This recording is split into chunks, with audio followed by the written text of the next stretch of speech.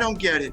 I want the mediators in there. I want them to stop the fighting. Russia should pull out, and also not capture and kidnap mayors of cities like the city of Melitopol, where they're taking hostages. I mean, every single check mark in the human rights category has been violated, and no less slouch. And we have some British people here than The Economist magazine has a headline called "The Stalinization of Russia."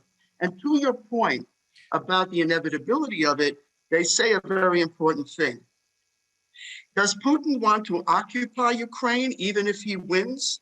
He will not be able to do it, says The Economist, because American Army doctrine says to face down an insurgency, you need 20 to 25 soldiers for 1,000 people. Russia has a little over 4. So even if they, God forbid, should win and destroy Ukraine, how will they occupy Ukraine? They cannot win this war. They need to turn around and stop this war and have peace. And I say again, anybody can mediate it would be great. But pointing fingers at the United States will not achieve peace. Only peace will be achieved when Russia stops attacking Ukraine. This is all getting very heated. It's getting very heated. Can I be allowed, Mark, very impassionate intervention from you? Of course. You know, but as a good citizen of your own country, Michael, I think that you should, as a responsible citizen of the free world, please understand that don't give me the civilians argument. Civilians, innocent civilians, when you were allying with Kurdish fighters during the conflict with ISIS, and then you abandoned them in 2019, you withdrew the American troops from the Syria-Turkey border, you then endorsed a Turkish assault on the US allied Kurds occupying North Syria. What loyalty did they have? Now you'll say they were not civilians. But then tell me, I'll tell you the civilians I care for as well. 300,000 of your local allies in Afghanistan, who worked and fought alongside you, helped you run Afghanistan. You left and you said, let them rot. Let them die. Those Afghans holding on to the wheels of the plane as your soldiers fled, Mark, they were civilians. The ones who hung on and fell from the sky, they were civilians. So please don't tell me either about democracy and don't tell me about civilians. Now Michael wanted to respond, but okay, so I'll open it up. But I just feel, I know America talking about civilians. I mean, you have no loyalty. You use allies and abandon them at your own sweet will, and you leave them to the dogs. Much like, you know, how the biblical Daniel was thrown to the lions. The USA abandoned its allies. But you know, you have to understand out here. You leave people to be devoured, and you use them. And I can also tell you this, that look at the way the mercenaries are fighting the war. I don't want to tell you about your war business because you'll get irritated, but Michael wants to respond to you. The fact is that you don't believe in democracy, Mark. You only care about oil. All about securing our oil supplies. The highfalutin talks about democracy. It's about oil. Michael is responding. Michael.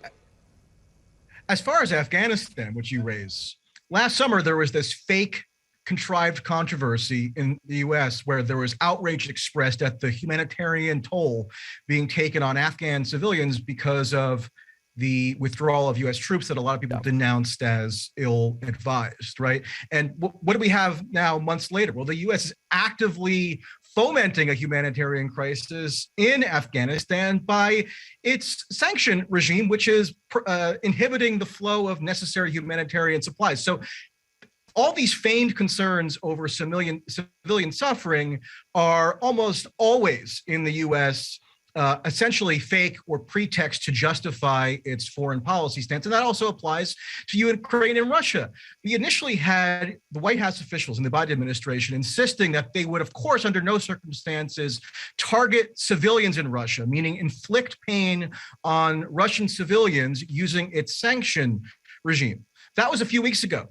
Then, not long after, the Secretary of State, Anthony sanctions work. Blinken, came out and publicly declared that the purpose of the sanctions was to harm civilians. But you know, in increasingly, Russia. Michael, you're right that there's no consistency. Yeah, but Michael, I increasingly, increasingly there is a view, and yeah, sorry to interrupt, but I increasingly there is a view. Increasingly there is a view, and that America must be held responsible for the war because it was America which was promising NATO membership to Ukraine. 2008. You sold them a big American dream.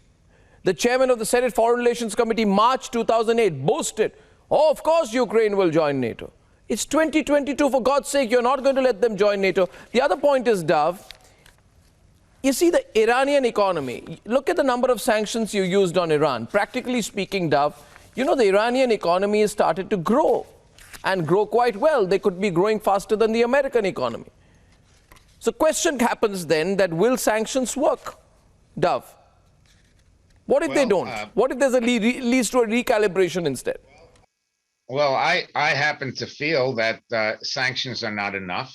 I strongly support, and by the way, this wasn't just me as a Republican, but there's an article in today's Washington Post by a leading Democratic analyst who worked in the Obama administration, who's a very capable woman who also supports, as I do, sending jets to Ukraine.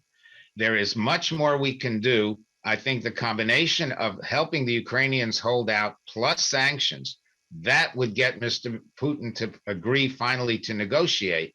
And I actually wrote something in The Hill on Friday outlining how you could actually have a deal.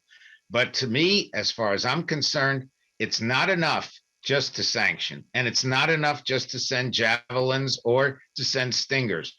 They have to get air defense systems. They can get S-300s from some of our allies. They have to get fighter jets, which they can also get from our allies. That's the only way. You have to bloody Putin. You have to stand up to an aggressor, and that is bipartisan.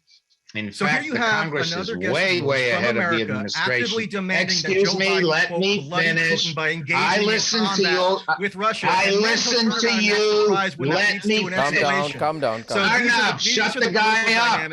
Calm down, gentlemen.